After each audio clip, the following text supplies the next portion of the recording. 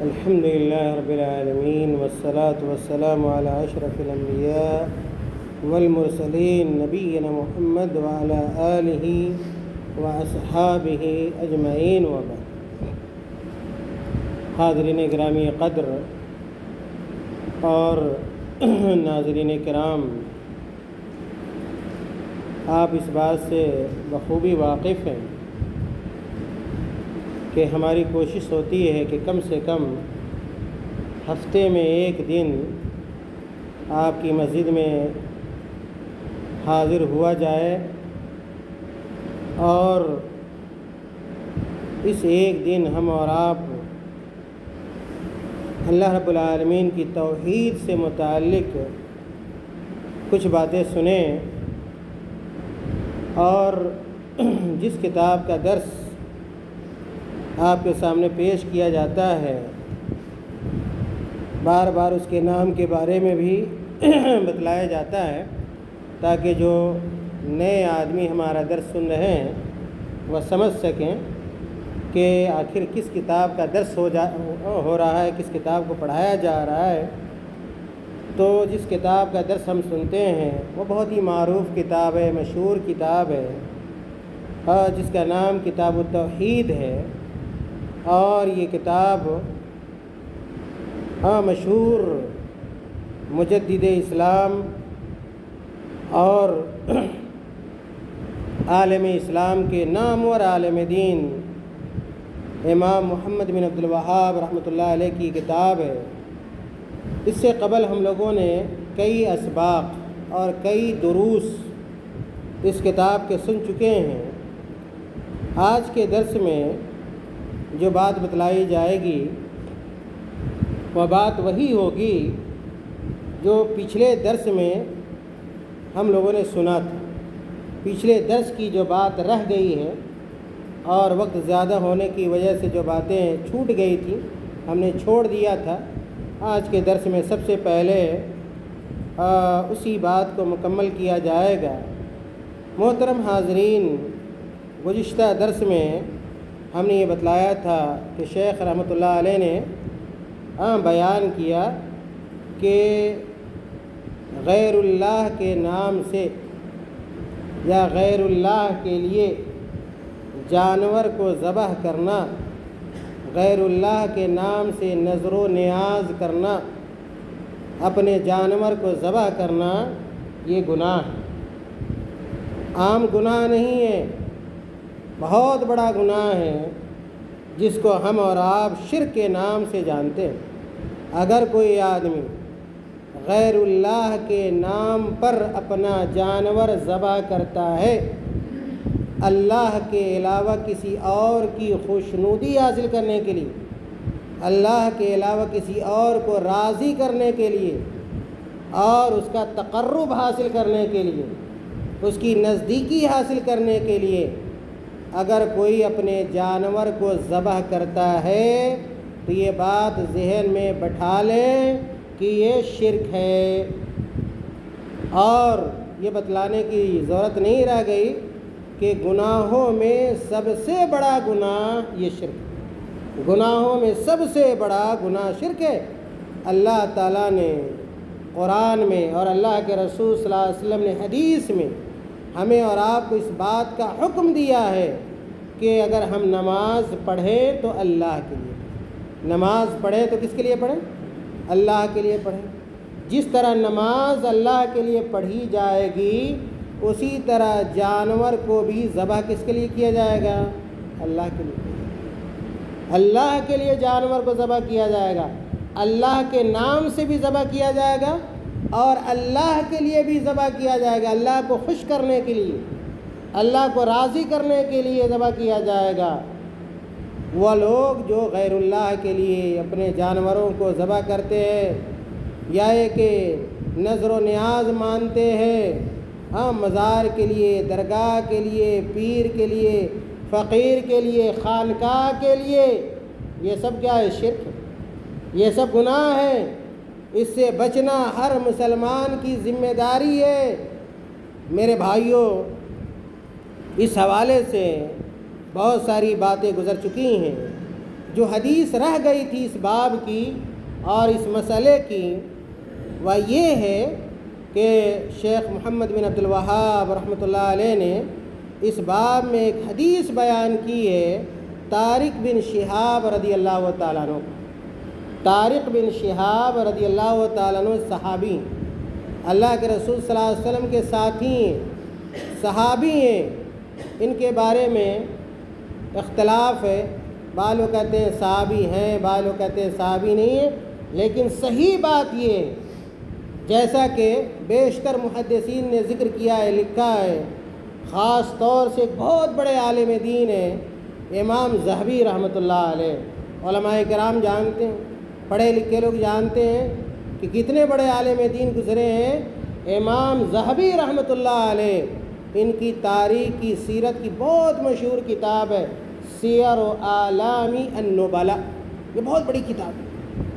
اس کتاب کے اندر امام ذہبی رحمۃ اللہ علیہ نے ان کے بارے میں لکھا ہے کہ ان کی ملاقات، یعنی طارق بن شہاب کی ملاقات اللہ کے رسول صلی اللہ علیہ وسلم سے ہے۔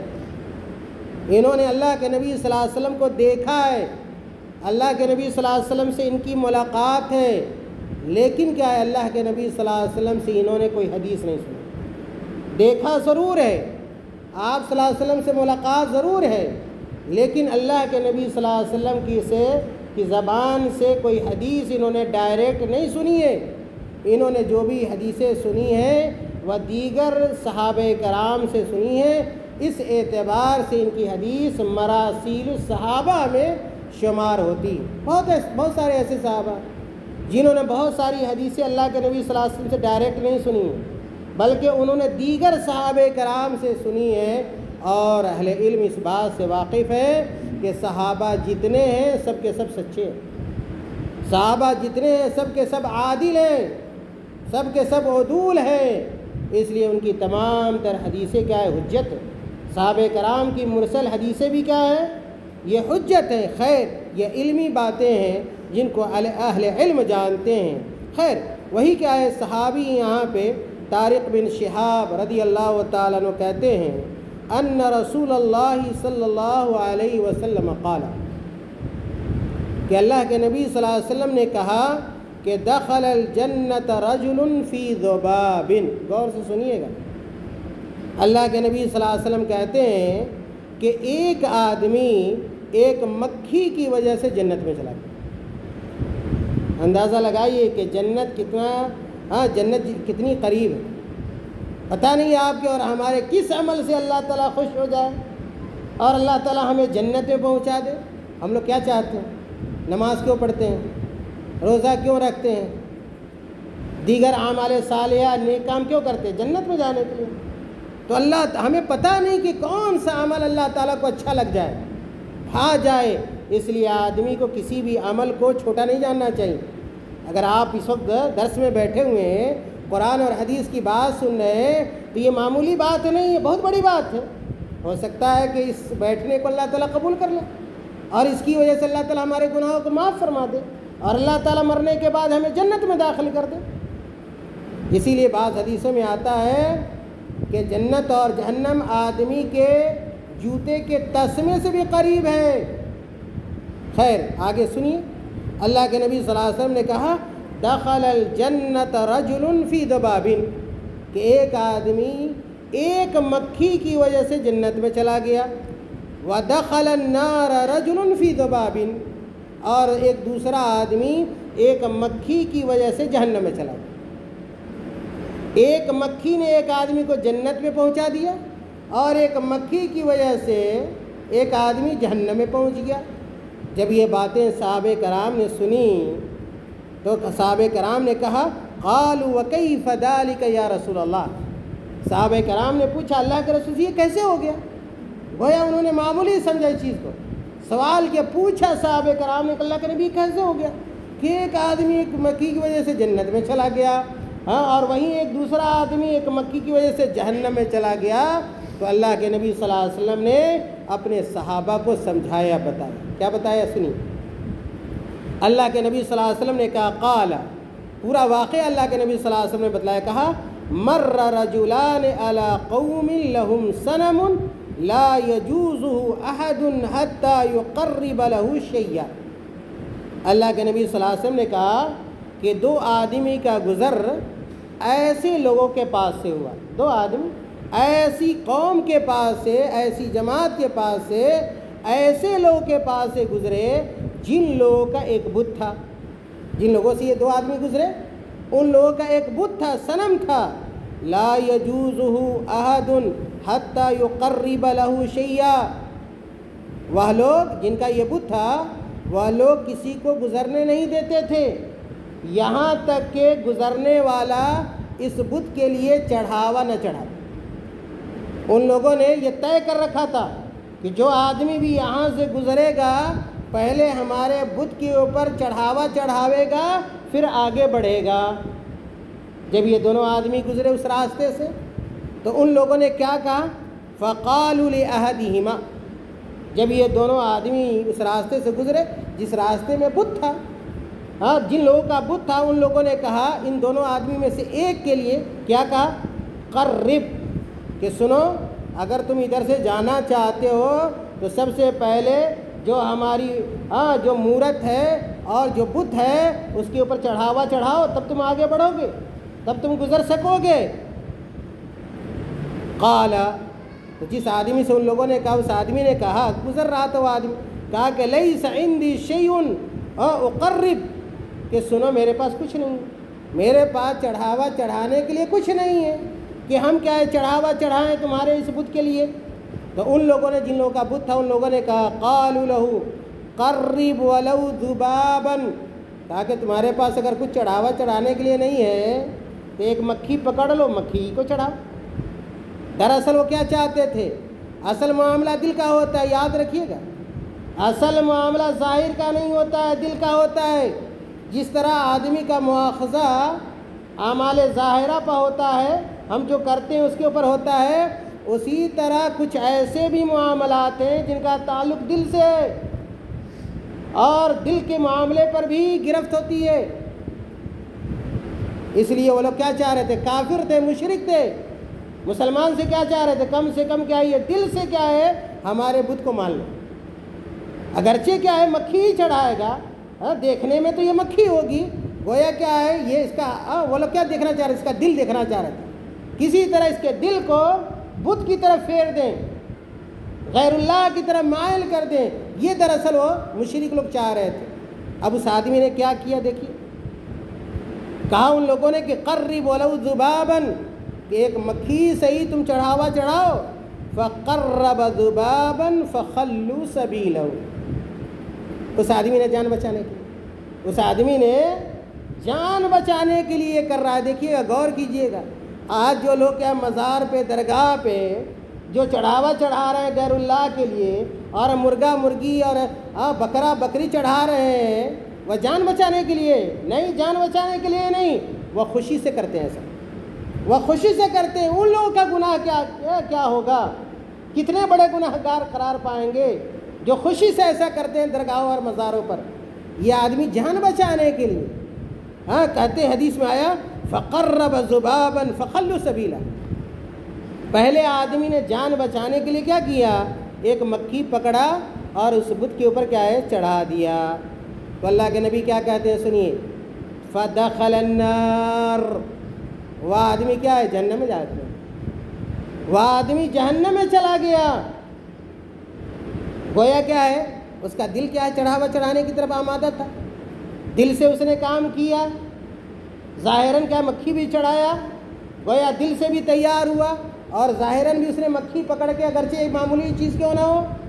اس سے یہ بھی سمجھ میں آتا ہے کہ شرک چاہے چھوٹا ہو یا بڑا ہو بہت خطرناک ہے۔ شرک کا معاملہ چاہے وہ معمولی ہو یا بڑا ہو بہت ہی خطرناک ہے، آدمی کو جہنم میں پہنچا دیتا ہے۔ اس لیے بہت ہی محتاط رہنے کی ضرورت ہے شرک کے معاملے میں۔ یہ پہلے آدمی کا معاملہ ہوا، اب دوسرے کے بارے میں سنیے۔ وقالوا للآخر، جب پہلے نے ایک مکھی پکڑا، چڑھاوا چڑھا دیا تو ان لوگوں نے اس کا راستہ چھوڑ دیا، جانے دیا کہ چلو تم نے ہماری بات مان لی اور مکھی کا چڑھاوا چڑھا دیا، اب چلے جاؤ۔ اسی طرح ان لوگوں نے، بت والوں نے دوسرے شخص سے کہا، کیا کہا؟ قرب، کہ تم بھی چڑھاؤ، ہمارے بت کو تم بھی چڑھاوا چڑھاؤ۔ تو اس دوسرے آدمی نے کہا ما کنت لاقرب لاحد شیئا دون اللہ، کہا کہ سنو، کان کھول کر سن لو۔ دوسرے آدمی میں سختی اختیار کی، کہا سنو، کان کھول کر سنو کہ میں اللہ کے علاوہ، اللہ عز و جل کے علاوہ میں کسی اور کے لیے کوئی چڑھاوا نہیں چڑھاتا ہوں۔ کہا کہ مکھی، کہا مکھی بھی نہیں چڑھانے والا ہوں، کہا مکھی سے ادنا بھی کوئی چیز ہو، گھٹیا بھی، حقیر بھی ہو، اس کو بھی نہیں۔ اگر نظر و نیاز اگر ہے تو اللہ کے لیے، تقرب اگر ہے تو اللہ تعالیٰ کے لیے ہے، کسی اور کے تقرب کی وجہ سے میں کوئی چڑھاوا نہیں چڑھاؤں گا، نظر و نیاز نہیں کرنے والا ہوں۔ ان لوگوں نے کیا کیا جن کا بت تھا؟ فَضَرَبُوا عُنُقَهُ، ان لوگوں نے اس کی گردن مارا، قتل کر دیا۔ دوسرے آدمی کو جس نے بت کو چڑھاوا نہیں چڑھایا، قتل کر دیا۔ دیکھیے اس آدمی کی جرأت کو دیکھیے، اور یہی جرأت ہر موحد کی ہونی چاہیے۔ کبھی بھی آدمی کو اپنے آپ کو شرک کے لیے تیار نہیں کرنا چاہیے، راضی نہیں ہونا چاہیے شرک کے عمل پر۔ اس آدمی نے قتل ہونا گوارا کر لیا، جان کو گوانا گوارا کر لیا، مار دیا گیا جان سے۔ لیکن ایک مکھی کیا ہے، اگرچہ معمولی چیز ہو، مکھی بھی نہیں چڑھایا اس نے۔ تو اللہ کے نبی صلی اللہ علیہ وسلم نے اس آدمی کے بارے میں کیا پتا ہے؟ کہا فدخل النار، وہی وہ آدمی ہے جو جنت میں چلا گیا۔ اللہ تعالیٰ اس کے عمل سے خوش ہو گیا، راضی ہو گیا۔ اللہ تعالیٰ دل کو دیکھتا ہے، دلوں کا اصل جو اعتبار ہے دل کا اعتبار ہے۔ انما الاعمال بالنیات۔ میرے بھائیوں، اس حدیث سے یہ پیغام ملتا ہے کہ ہمیں اللہ کے لیے نظر و نیاز کرنی چاہیے، اللہ کے لیے، اللہ تعالیٰ کے تقرب کے لیے، قربت کے لیے اپنے جانور کو ذبح کرنا چاہیے۔ اور کبھی بھی چاہے معاملہ چھوٹا ہو یا بڑا ہو، اگر شرکیہ معاملہ ہے، شرک والا کام ہے، تو کبھی اس کو انجام نہیں دینا چاہیے۔ اس کے بعد ایک اور حدیث سنا کر میں اپنی بات ختم کروں گا۔ شیخ رحمۃ اللہ علیہ نے اگلا جو باب ذکر کیا ہے اس کا تعلق بھی ذبح سے۔ شیخ رحمۃ اللہ علیہ نے کہا باب لا یذبح للہ بمکان یذبح فیہ لغیر اللہ، کہ آدمی کو اپنے جانور کو وہاں پر ذبح نہیں کرنا چاہیے جہاں پر غیر اللہ کے لیے ذبح کیا جاتا ہے۔ اگرچہ آپ اللہ کے لیے ذبح کر رہے ہیں، لیکن اگر آپ کیا کسی آستانے پہ لے جا کر ذبح کریں جہاں کفار اور مشرکین اپنے جانور کو غیر اللہ کے لیے ذبح کرتے ہیں، تو آپ کا وہاں پر اپنے جانور کو ذبح کرنا جائز نہیں ہوگا۔ مثال کے طور پہ کوئی درگاہ ہے، کوئی مزار ہے، اور وہاں پر قبر والوں کے نام سے جانور کو ذبح کیا جاتا ہے۔ اگرچہ آپ اللہ کے لیے ذبح کریں، لیکن وہاں درگاہ اور مزار پر لے جا کر ذبح نہیں کر سکتے، اس سے بھی منع کیا۔ کسی مورتی کے پاس، کسی مورت وغیرہ کے پاس، اسٹیچو کے پاس لے جا کے ذبح کریں جانور کو، یہ جائز نہیں ہے۔ آدمی اس سے یہ پتہ چلتا ہے کہ جہاں پر شرک ہوتا ہے، جہاں پر شرک ہو رہا ہے، اس جگہ سے بھی آدمی کو بچنا چاہیے، اس کا بھی اثر آدمی کے اوپر ہوتا ہے۔ آدمی کو شرکیہ جگہوں پہ نہیں جانا چاہیے، درگاہوں، مزاروں پر، خانقاہوں پر نہیں جانا چاہیے۔ جب جائیے گا نہ چاہتے ہوئے بھی آدمی کا میلان ہو جاتا ہے، کبھی آدمی گمراہ ہو جاتا ہے۔ اس لیے شرک کے دروازے کو بند کیا گیا۔ ہر وہ دروازہ جس سے آدمی شرک میں داخل ہو جاتا ہے، ایسے تمام دروازوں کو اسلام نے بند کیا۔ اللہ تعالیٰ نے قرآن میں کہا کہ لا تقم فی ابدا۔ بعض مشرکین نے، بعض لوگوں نے ایک مسجد بنائی، مسجد ضرار، اور اللہ کے نبی صلی اللہ علیہ وسلم سے خواہش ظاہر کی کہ آپ آ کر اس مسجد میں نماز پڑھ دیجیے۔ اس مسجد کو کیا کہا جاتا ہے؟ مسجد ضرار، یعنی لوگوں کو تکلیف پہنچانے کے لیے، نقصان پہنچانے کے لیے، لوگوں کو بانٹنے کے لیے، لوگوں کو بانٹنے کے لیے بھی، کہ آج بھی ایسی مسجدیں بنائی جاتی ہیں، اگل بغل میں لوگ مسجد بنا دیں گے، اور مقصد کیا ہوتا ہے؟ فتنہ، فساد، لوگوں کو بانٹنا، لوگوں میں اختلاف پیدا کرنا، لوگ کے اتحاد کو ختم کرنا، بھائی چارے کو ختم کرنا۔ تو اللہ کے نبی صلی اللہ علیہ وسلم کے زمانے میں بھی ایسا ہوا، بعض لوگوں نے مسجد بنائی اور اللہ کے نبی صلی اللہ علیہ وسلم سے کہا کہ آ کر اس میں نماز پڑھ دیجئے، تو اللہ تعالیٰ نے اپنے نبی کو وحی کے ذریعے بتلایا کہ نہیں، آپ وہاں نہیں جائیں، آپ اس مسجد میں نماز نہ پڑھیے۔ اسی کی طرف اشارہ کیا، اللہ تعالیٰ نے کہا لا تقم فی ابدا، اے ہمارے نبی آپ اس میں ہرگز نہ کھڑے ہوئیے، یعنی اس میں نماز نہ پڑھیے۔ اس کے بعد شیخ رحمۃ اللہ علیہ نے جو حدیث بیان کی ہے، ثابت بن ضحاک رضی اللہ تعالیٰ عنہ کی حدیث ہے، کہتے ہیں کہ نظر رجل ان ينحر ابلا ببوانۃ، کہ ایک آدمی نے یہ نظر مانا کہ وہ بوانا میں اپنے اونٹ کو ذبح کرے گا۔ بوانا ایک جگہ کا نام ہے، عرب کے اندر ایک جگہ ہے جس کا نام بوانا ہے۔ تو ایک آدمی نے نظر مانا، کیا نظر مانا؟ نظر کس کو کہتے ہیں؟ کہ آدمی کسی ایسی چیز کو اپنے لیے واجب کر لے جو واجب نہیں، اس کو نظر کہتے ہیں۔ کہ کوئی آدمی ایسی چیز کو اپنے لیے واجب ٹھہرا لے جو کیا ہے واجب نہیں۔ مثال کے طور پہ کوئی کسی کا کام ہو جائے، یا ایک کہ وہ امید کر رہا ہو کہ میرا اگر ایسا کام ہو جائے گا تو میں کیا ہے 50,000 روپیہ مسجد کو صدقہ کروں گا، خیرات کروں گا۔ صدقہ اور خیرات کرنا واجب تو نہیں ہے، لیکن وہ آدمی اگر نظر مان لے گا تو واجب ہو جائے گا۔ اسی لیے نظر کیا ہے؟ نظر کا پورا کرنا کیا واجب ہے، فرض ہے۔ تو اس آدمی نے نظر مانا، کیا مانا؟ کہ میں بوانا کی جگہ پر اپنے اونٹ کو ذبح کروں گا۔ فسأل النبی صلی اللہ علیہ وسلم، تو جس نے نظر مانا اس آدمی نے اللہ کے نبی صلی اللہ علیہ وسلم سے پوچھا کہ اللہ کے نبی صلی اللہ علیہ وسلم، ہم نے نظر مانا ہے کہ ہم اپنے اونٹ کو بوانا میں لے جا کر ذبح کریں گے۔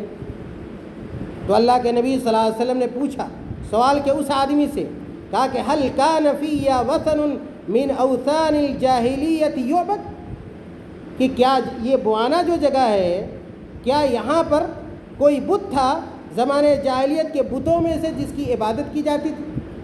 اللہ کے نبی نے ڈائریکٹ اجازت نہیں دے دی کہ ہاں جاؤ کیا ہے اپنے جانور کو اونٹ کو وہاں پر ذبح کر لو، نہیں، بلکہ اللہ کے نبی صلی اللہ علیہ وسلم نے پوچھا کہ جہاں ذبح کرنے کے لیے تم نظر مانے ہو وہ جگہ ایسی تو نہیں ہے جہاں پر اسلام سے پہلے لوگ اپنے بتوں کے لیے ذبح کرتے تھے؟